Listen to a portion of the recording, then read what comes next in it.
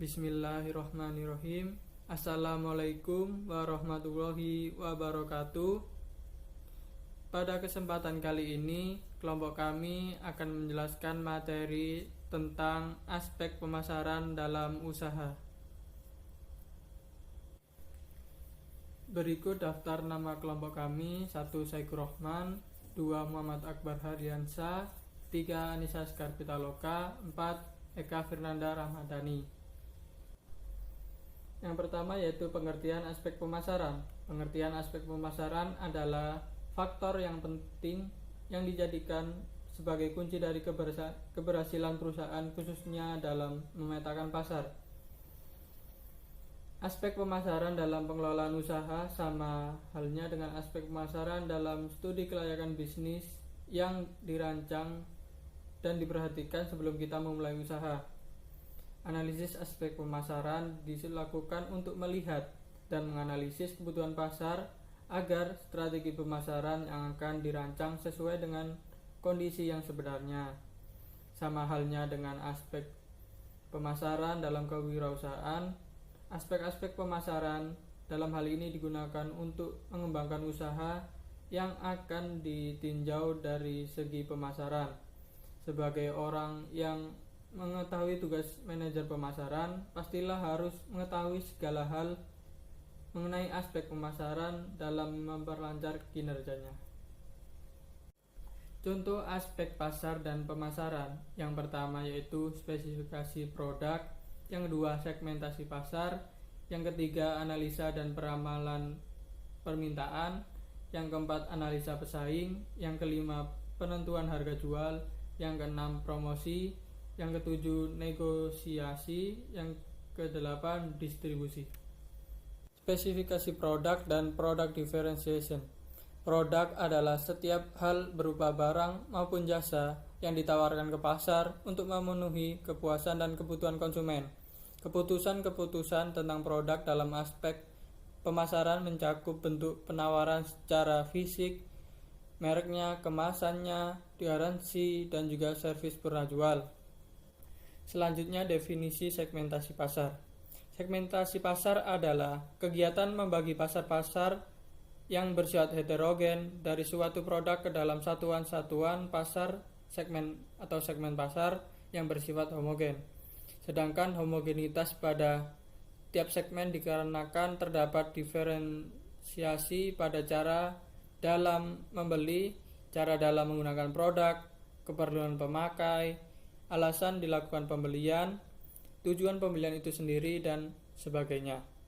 Jadi segmentasi ini merupakan proses yang menyeluruh di mana perusahaan harus memperhatikan pembelian dari masing-masing segmen.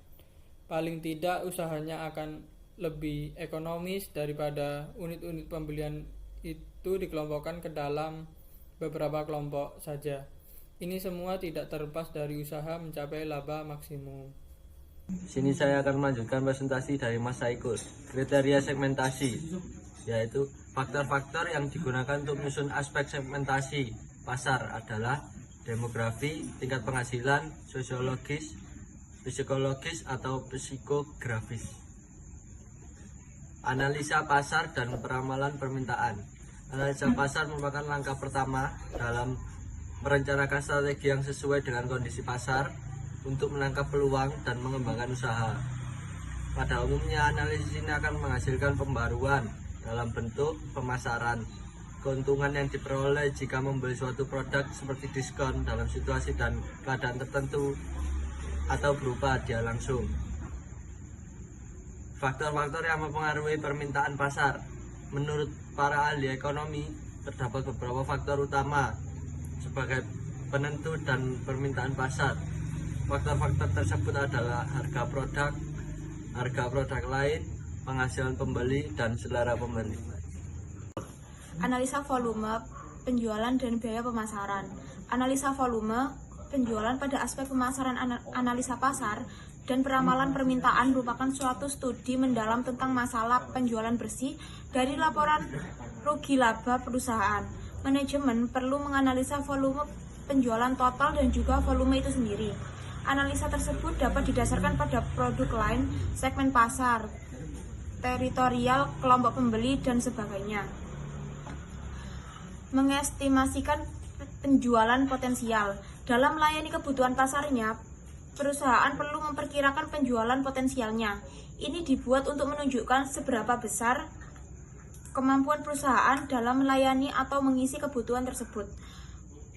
Penjualan potensial sendiri merupakan tingkat penjualan maksimum yang dapat dicapai oleh penjual. Melihat definisi tersebut, penjualan potensial dapat ditentukan berdasarkan dua macam faktor, yaitu penjualan potensial industri penjualan dan potensial perusahaan.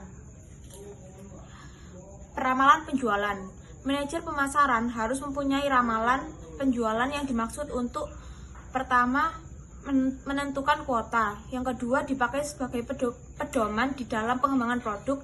Yang ketiga, merencanakan promosi. Yang keempat, mengalokasikan tenaga kerja.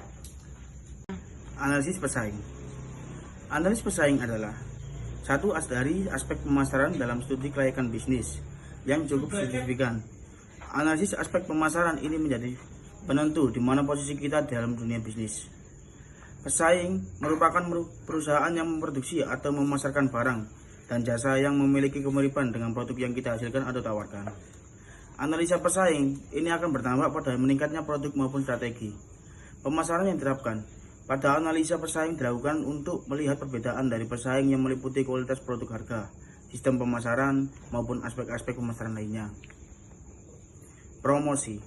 Promosi merupakan bagian dari yang sangat vital dalam aspek pemasaran, di mana melalui promosi, penjual dapat memberikan informasi secara luas mengenai produk, mempengaruhi dan melakukan langkah persuasif kepada konsumen, dan juga dapat mendekatkan konsumen terhadap produk yang ditawarkan. Promosi merupakan upaya dari penjual untuk menawarkan produknya kepada pembeli atau konsumen, supaya konsumen berminat untuk melakukan pembelian. Tujuan promosi ada 5 tentunya. 1. Memberitahu konsumen tentang penawaran produk. 2. Meningkatkan kepada konsumen akan manfaat dari produk yang kita tawarkan. 3. Membujuk konsumen untuk melakukan transaksi pembelian. 4. Merubah perilaku konsumen. Dan 5. Mempertahankan merek produk perusahaan di mata konsumen. Sekian dan terima kasih atas presentasi kali ini.